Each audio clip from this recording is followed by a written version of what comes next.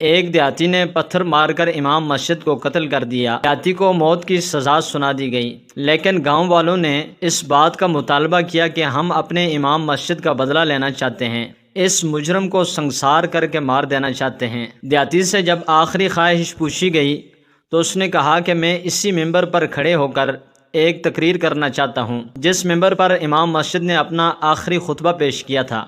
گاؤں کے تقریباً 300 افراد نے اپنے ہاتھوں میں پتھر اٹھا لیے اور مسجد کے دروازے پر جمع ہو کر اس دیہاتی کو سنسار کرنا چاہتے تھے، لیکن جیسے ہی دیہاتی نے اپنی تقریر شروع کی تو سارے گاؤں والے ہکا بکا رہ گئے، کیونکہ نور احمد ایک سبزی فروش تھا جو مختلف علاقوں میں اپنی گدا گاڑی لے کر اس پر سبزیاں لاد کر فروخت کرتا تھا۔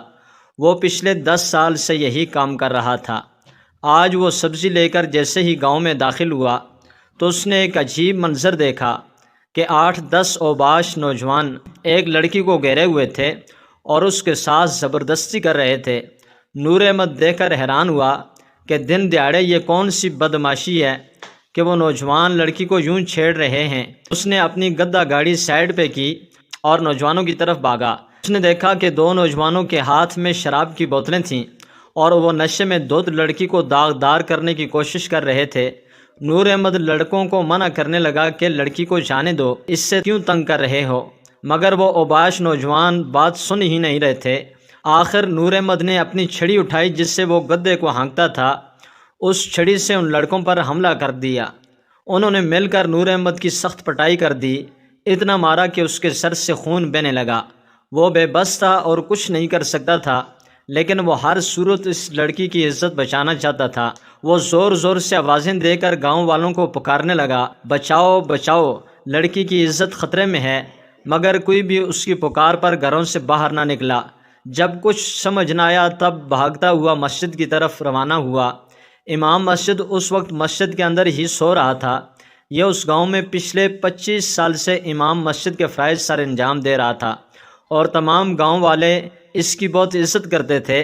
نور احمد مسجد کے مینار پر چڑھ گیا اور زور زور سے گاؤں والوں کو پکارنے لگا کہ گاؤں والوں، تمہارے گاؤں کی ایک بیٹی کی عزت خطرے میں ہے، خدا را اس کی عزت بچا لو۔ امام مسجد نے جب یہ سنا تو مینار کے نیچے آیا اور نور احمد کو مینار سے اترنے کی نصیحت کی اور کہا کہ یہ اللہ کا گھر ہے اور مینار پر چڑھ کر صرف اذان دی جا سکتی ہے، اور تم کیا یہ بکواس کر رہے ہو، اور وہ بھی اللہ کے گھر میں۔ نور احمد نے امام مسجد سے کہا کہ مولوی صاحب خدا کا خوف کیجئے، جب آپ میری پکار سن رہے ہیں تو میری پکار پر آپ نے کون سا لبیک کہا؟ میں ان 10 غنڈوں کا مقابلہ اکیلے نہیں کر سکتا، لہٰذا مسجد کی طرف آیا تاکہ لوگ میری پکار سن لیں، مگر اس کے باوجود کوئی میری مدد کو نہیں آ رہا، اور آپ تو اس بات کے گواہ ہیں کہ میں نے کیا کہا۔ لوگوں نے جب پکار کا جواب نہ دیا تب نور احمد نے مینار پر ہی اذان دینا شروع کر دی۔ گاؤں والوں نے جب بے وقت اذان سنی تو حیران ہوئے کہ سوچ میں پڑ گئے کہ یہ کون سا وقت اذان کا ہے۔ وہ شکایت لے کر امام مسجد کے پاس آئے، جبکہ نور احمد نے دیکھا کہ امام مسجد نے ہاتھ میں ایک خنجر لیا ہوا ہے اور خنجر لہرا کر بار بار وہ نور احمد سے یہی کہہ رہا ہے کہ جب تو مینار سے نیچے اترے گا تب میں تجھے جان سے مار ڈالوں گا۔ یہ عجیب منظر تھا اور نور احمد کو کچھ سمجھ نہیں آ رہا تھا کہ وہ کیا کرے، کیونکہ امام مسجد کی آنکھوں میں خون اتر آیا تھا اور وہ اپنے ارادے سے باز آنے والا نظر نہیں آ رہا تھا۔ اگر وہ مینار سے نیچے اترتا تو امام مسجد اس پر لازمی حملہ کر دیتا، لہٰذا اس نے مینار سے ایک پتھر اٹھایا اور امام صاحب سے کہا، اگر تو نے مجھ پر حملہ کیا تو میں اپنے دفاع میں یہ پتھر تم پر پھینک دوں گا، بہتر یہی ہے کہ مجھے اس مینار سے نیچے اترنے دو اور مجھے کچھ نہ کہو۔ لیکن وہ جیسے ہی مینار سے اترنے لگا تو خنجر سے امام مسجد نے نور احمد پہ حملہ کر دیا۔ اپنے دفاع میں اس نے پتھر امام مسجد پر پھینک دیا۔ امام مسجد زخمی ہوا، خنجر اس کے ہاتھ سے چھوٹا اور نور احمد وہاں سے بھاگ کھڑا ہوا۔ گاؤں کے لوگوں نے اس سے بھاگتا ہوا دیکھ لیا، وہ بھی اس کے پیچھے پیچھے بھاگنے لگے۔ وہ نور احمد کو اچھی طرح پہچانتے تھے کیونکہ وہ اکثر گاؤں میں سبزی فروخت کرنے آتا تھا۔ گاؤں کے لوگوں نے وہ ریڑھی جس پر وہ سبزیاں لایا کرتا تھا ساری سبزی اٹھا کر اپنے گھروں میں لے گئے اور اس کا گدھا اور ریڑھی بھی اپنے قبضے میں لے لی۔ نور احمد اپنی جان بچا کر وہاں سے بھاگ نکلا۔ وہ اس کا پیچھا کرتے رہے مگر نور احمد نے اپنے آپ کو چھپانے کی کوشش کی اور وہ اس میں کامیاب ہو گیا۔ اس سے اس بات کا افسوس تھا کہ وہ ایک لڑکی کی عزت نہ بچا سکا، دوسرا اس کی سبزی اور گدھا گاڑی بھی لوگوں نے اپنے قبضے میں لے لی۔ یہ اس کی کمائی کا واحد ذریعہ تھا اور وہ اپنے گھر والوں کے لیے کافی فکر مند ہو رہا تھا۔ وہ جنگل میں اپنے آپ کو چھپائے بیٹھا تھا کہ اچانک اس نے دیکھا کہ ایک لڑکی جس کے کپڑے پھٹے ہوئے ہیں، جسم پر زخموں کے نشانات ہیں، وہ اس کی جانب چل کر آ رہی ہے۔ لڑکی کو اس حال میں دیکھ کر وہ کافی پریشان ہوا اور جب وہ لڑکی کے قریب گیا تو دیکھ کر حیران رہ گیا کہ یہ تو وہی لڑکی ہے جس پر گاؤں کے لڑکے تشدد کر رہے تھے اور اس سے خوف زدہ کر رہے تھے۔ لڑکی کی حالت بہت خراب تھی اور وہ بھوکی پیاسی محسوس ہو رہی تھی۔ اچانک وہ زمین پر غش کھا کر گر پڑی۔ نور احمد جلدی سے نہر کے کنارے گیا، اپنے کپڑوں کو گیلا کر کے لے آیا اور لڑکی کے منہ میں کپڑا نچوڑ کر پانی ڈالنے کی کوشش کی۔ لڑکی کو جب ہوش آیا تو نور احمد نے اس سے پوچھا کہ تمہارا گھر نہیں ہے؟ میں تو یہی سمجھ رہا تھا کہ تو اسی گاؤں سے تعلق رکھتی ہے۔ جس پر لڑکی نے کہا، آپ نے سچ کہا، میں اسی گاؤں سے تعلق رکھتی تھی، مگر قسمت کی ماری ہوں جس کو اپنے ہی گھر سے نکال دیا گیا ہے۔ یہ سن کر نور احمد حیران ہوا اور لڑکی سے پوچھنے لگا کہ کیا معاملہ پیش آیا، ذرا مجھے بتاؤ۔ لڑکی نور احمد کو اپنی داستان سنانے لگی۔ وہ کہنے لگی، میرا نام ثریا ہے، میرے باپ کی خواہش تھی کہ اس کے ہاں بیٹے کی پیدائش ہو، لیکن پہلی اولاد میں تھی۔ جب بڑی ہوئی تو بار بار اپنے باپ سے یہی طعنے سنتی تھی جو کہ وہ میری ماں کو دیتا تھا اور یہی کہتا تھا، اگر بیٹا ہوتا تو آج میرا ہاتھ بٹاتا، میرا بازو بنتا۔ میں کمہار کی بیٹی ہوں اور میرا باپ مٹی کے برتن بنا کر شہر میں فروخت کرتا تھا۔ کام بہت زیادہ تھا لیکن کام کرنے والا اکیلا میرا باپ تھا۔ بار بار ابا کی طرف سے طعنوں سے تنگ آ کر آخر کار میں نے فیصلہ کیا کہ میں بھی ابا کے ساتھ مل کر یہ کام کروں گی۔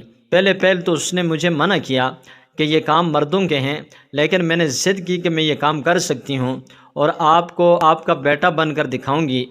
میں مردوں کی طرح کپڑے پہننے لگی اور اپنا حلیہ بھی مردوں کی طرح کیا تاکہ اجنبی لوگوں کی نظروں میں نہ آ سکوں۔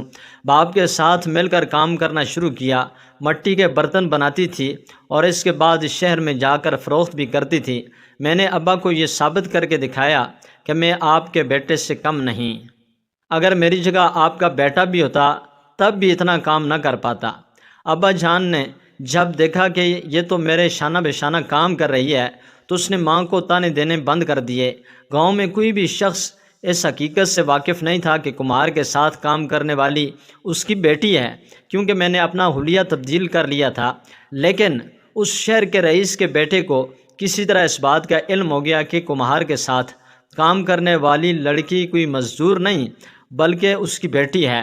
کئی بار اس نے میرا راستہ روکنے کی کوشش کی اور بار بار مجھ سے یہی کہتا رہا کہ میں جانتا ہوں تم لڑکی ہو مگر لڑکوں کے حلیے میں کام کر رہی ہو، میں تمہاری اس حقیقت سے واقف ہوں، لیکن اگر تم میری بات مان لو تب میں کسی کو کچھ نہیں بتاؤں گا۔ تم آسانی سے یہ کام کر سکتی ہو، لیکن اگر تم نے میری بات پر عمل نہ کیا تب میں سب کو حقیقت بتا دوں گا۔ گاؤں کے اوباش لڑکے تمہارا جینا آرام کر دیں گے۔ میں اس لڑکے کی کسی بات کا جواب نہ دیتی اور اپنا راستے پر چل پڑتی، مگر آئے دن وہ مجھے تنگ کرتا رہا، بار بار مطالبہ کرتا کہ اکیلے میں مجھ سے ملو۔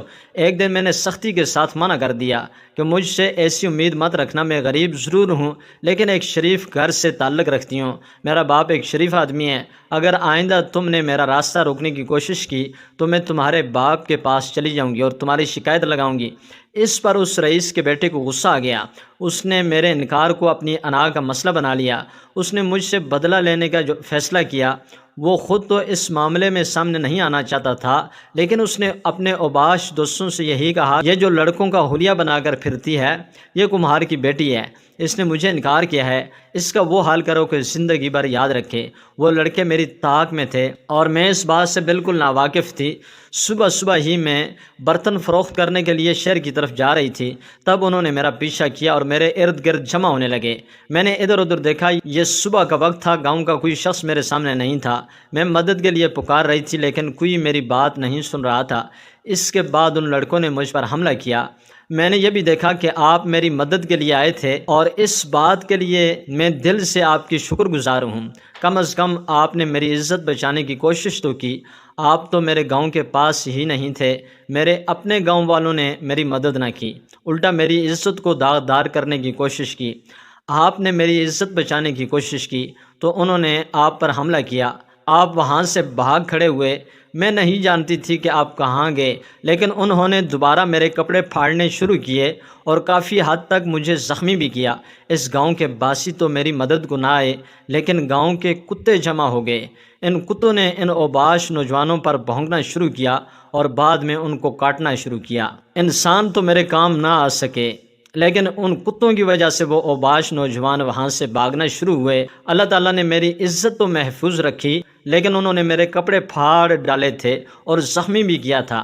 میں اسی حالت میں اپنے گھر کی طرف جا رہی تھی جب کہ لوگ مجھے بڑے غور سے دیکھ رہے تھے۔ آج پہلی بار مجھے اس بات کا پتہ چلا کہ ہمارے گاؤں کے مرد کتنے بے غیرت ہیں۔ وہ کسی عورت کی حفاظت نہیں کر سکتے، نہ ہی عورت کے دفاع میں بول سکتے ہیں۔ لیکن اس سے بھی بڑی قیامت میرے سر پر اس وقت ٹوٹی جب میں گھر کے اندر داخل ہوئی۔ سب سے پہلے میرے باپ نے مجھے اس حال میں دیکھا جب کہ میں زاروں کی طرح رو رہی تھی۔ وہ یہی سمجھ رہے تھے کہ میں لٹ چکی ہوں، برباد ہو چکی ہوں۔ ایک بڑا سا کلہاڑا لے کر میرے پاس آئے اور ماں سے کہنے لگے، آج تمہاری بیٹی کا آخری دن ہے، اب اس کی وجہ سے میں کسی کو منہ دکھانے کے قابل نہیں رہوں گا، لہٰذا میں اسے مار کر ہی دم لوں گا۔ ماں میرے باپ کی منت کر رہی تھی کہ میری بیٹی کو کچھ نہ کہو، یہ بیچاری پہلے ہی قسمت کی ماری بے قصور ہے، اس کی کیا غلطی ہے؟ مگر ابا آج مجھے مارنے پر ہی تلے تھے اور کسی صورت میری جان بخشنے والے نہیں تھے۔ ابا نے مجھ پر کلہاڑی کا وار کیا جب کہ ماں آگے آ گئی۔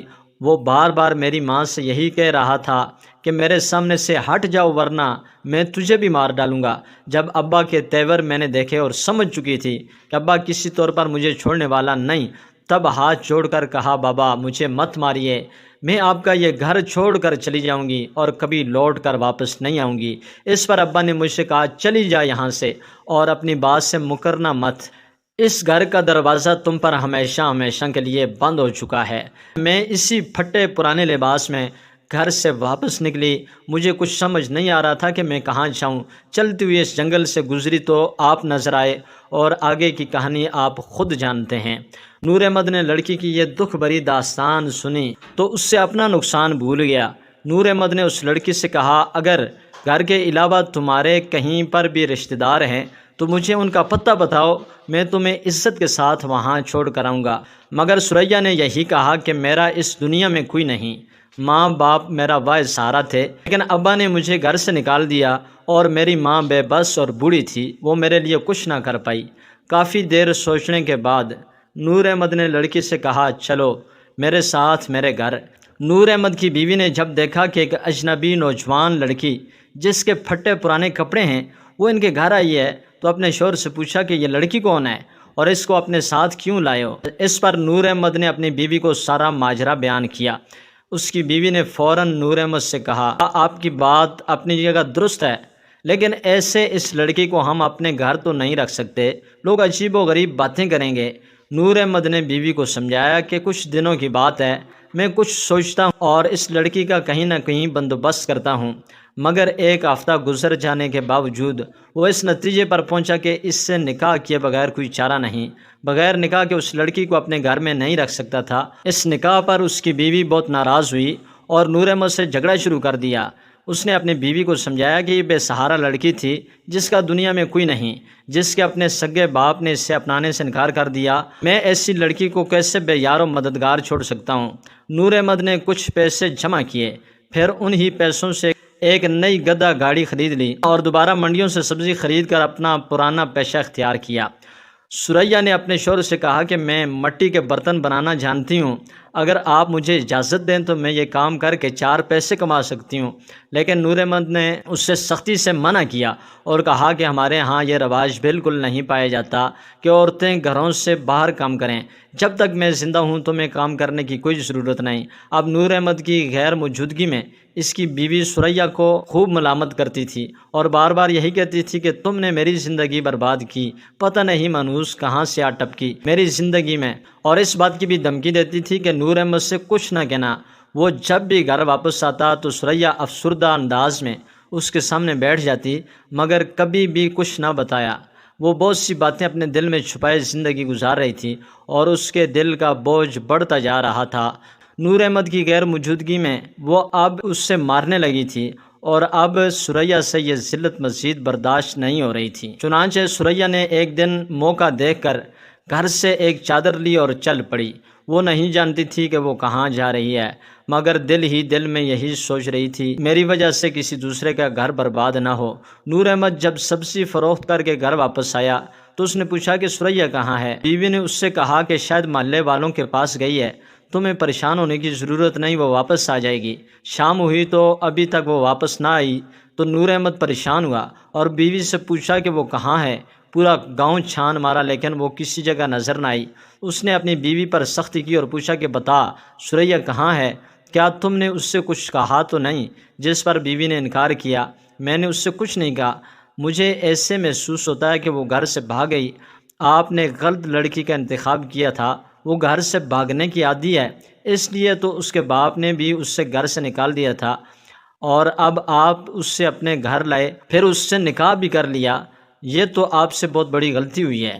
نور احمد نے پہلی بار اپنی بیوی پر ہاتھ اٹھایا اور اپنی ثریا کی تلاش میں نکل پڑا۔ وہ ثریا کو تلاش بھی کر رہا تھا اور ساتھ ساتھ اپنے آپ کو ملامت بھی کر رہا تھا کہ اپنی بیوی کی حفاظت نہ کر سکا۔ وہ تو پہلے سے ہی دکھوں کی ماری تھی اور میرا فرض تھا کہ میں اس کی زندگی میں خوشیاں لاتا، لیکن افسوس میں ایسا نہ کر پایا۔ روزی روٹی کمانے کی وجہ سے اس سے وقت نہ دیا اور وہ گھر سے چلی گئی۔ ثریا دریا کے کنارے پہنچی اور ایک کشتی پر سوار ہوئی۔ اس کے پاس کچھ پیسے تھے جو اس نے ملا کو دیے اور کہا کہ مجھے دریا کے اس پار پہنچا دو، مگر کشتی والے نے یہی کہا کہ دریا کے اس پار تو جنگل ہے اور تم وہاں کیا کرنے جا رہی ہو؟ اس پر ثریا نے کہا کہ بس مجھے اس پار پہنچا دو، میں اس کے علاوہ کچھ نہیں بتا سکتی۔ وہ اس گاؤں سے دور جانا چاہتی تھی، وہ نہیں جانتی تھی کہ اس کی منزل کہاں ہے، لیکن وہ نور احمد کی زندگی سے کافی دور ہونا چاہتی تھی۔ دریا کے اس پار جب پہنچی تو جنگل میں ڈاکوؤں کا گروہ رہتا تھا۔ ڈاکو کے سردار کی نظر جب ثریا پر پڑی تو اس کے قریب آیا اور کہنے لگا، لڑکی تم کون ہو اور یہاں کیا لینے آئی ہو؟ وہ کہنے لگی، میں مسافر ہوں اور جنگل کے اس پار جانا چاہتی ہوں، بس آپ سے التجا کرتی ہوں کہ میرا راستہ مت روکیے اور مجھے جانے دیجیے۔ ڈاکو کہنے لگا کہ یہ علاقہ ہمارا ہے اور ہمارے علاقے میں جو بھی کوئی آ جائے تو وہ بھی ہمارا ہوا، ویسے بھی ہمارے ہاں کوئی عورت نہیں جو ہمیں کھانا پکا کر دے، تو میرے ساتھ چلو، میں تجھے اپنے سردار کے پاس لے جاتا ہوں۔ یہ سن کر ثریا وہاں سے بھاگنے لگی اور فرار ہونے کی کوشش کی، مگر وہ فرار ہونے میں کامیاب نہ ہو سکی کیونکہ ڈاکو کے پاس گھوڑا تھا۔ اس نے زبردستی ثریا کو پکڑا اور اپنے گھوڑے پر سوار کیا اور سردار کے پاس لایا۔ سردار نے اپنے آدمی سے پوچھا کہ یہ عورت کون ہے؟ اس پر اس نے بتایا کہ ہمارے علاقے میں آئی ہے اور جنگل کے اس پار جانا چاہتی ہے۔ سردار نے لڑکی سے پوچھا کہ بتاؤ تم جنگل کے اس پار کیوں جانا چاہتی ہو اور سفر کے لیے تم نے یہ راستہ کیوں اختیار کیا؟ اس پر وہ رونے لگی اور سردار سے التجا کرنے لگی کہ میں بہت ہی لاچار و مجبور ہوں، ایک آدمی سے اس لیے نکاح کیا کہ اس کے گھر میں رہوں گی تو وہ مجھے پناہ دے گا، لیکن افسوس کہ اس کی بیوی میرے ساتھ رہنے کے لیے تیار نہیں۔ میرے شوہر کی غیر موجودگی میں میری سوتن مجھ پر تشدد کرتی تھی اور تنگ آ کر میں گھر سے نکل پڑی۔ یہ سن کر سردار کو غصہ آیا۔ اس نے اس کے شوہر کا نام پوچھا اور کہا، تمہیں پریشان ہونے کی ضرورت نہیں، مجھے اپنا بڑا بھائی سمجھو، میں ڈاکو ضرور ہوں لیکن عورت کی عزت کرنا جانتا ہوں۔ اس نے ثریا کو اپنے ساتھ لیا اور واپس نور احمد کے پاس لے جانے لگا۔ ایک دن کے سفر کے بعد وہ نور احمد کے پاس پہنچا۔ نور احمد نے جب ثریا کو دیکھا تو بہت خوش ہوا، مگر ڈاکو نے اس سے خوب ملامت کی اور کہا، جب عورت کی حفاظت نہیں کر سکتے تب اس سے اپنے گھر میں لائے کیوں؟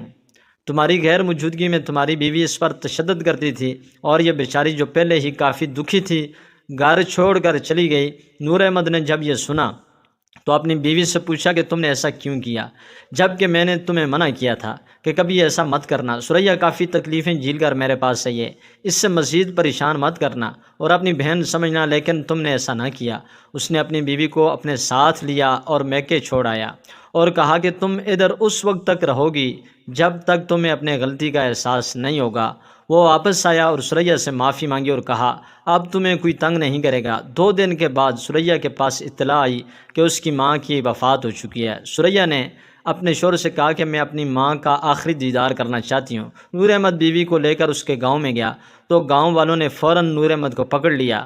وہ اس سے جان سے مارنا چاہتے تھے، لیکن ایک بزرگ نے کہا کہ اس کو قاضی کی عدالت میں لے جاؤ۔ نور احمد کو پکڑ کر قاضی صاحب کی عدالت میں لایا گیا تو امام مسجد کے قتل کے جرم میں اسے پھانسی کی سزا سنا دی گئی، لیکن گاؤں والوں نے قاضی سے مطالبہ کیا کہ ہم اس شخص کو سنسار کرنا چاہتے ہیں، وہ بھی مسجد کے سامنے جہاں پر اس نے ہمارے امام کو قتل کیا تھا۔ نور احمد سے جب آخری خواہش پوچھی گئی تو اس نے کہا میں اسی ممبر پر تقریر کرنا چاہتا ہوں جس پر امام صاحب نے اپنا آخری خطبہ دیا تھا۔ نور احمد کو ممبر پر لایا گیا، جبکہ گاؤں کے تقریباً 300 افراد اپنے ہاتھوں میں پتھر لیے اس سے سنسار کرنے کے لیے تیار تھے۔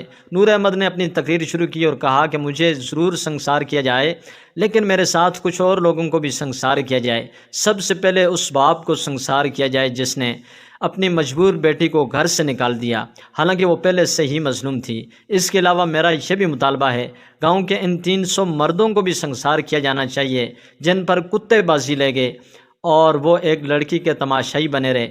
نور احمد نے جو مطالبات کیے، گاؤں والوں کا ان کے پاس کوئی جواب نہیں تھا، وہ اپنے کیے پر شرمسار تھے۔ سب سے زیادہ شرمسار سریا کا باپ تھا جس نے غیرت کے نام پر اپنی بیٹی کو گھر سے نکال دیا تھا۔ تمام لوگ ہاتھوں میں پتھر لیے واپس اپنے اپنے گھروں کو لوٹ گئے، جبکہ سریا کا باپ اپنی بیٹی سے معافی مانگنے کے لیے اپنی جگہ پر کھڑا رہا۔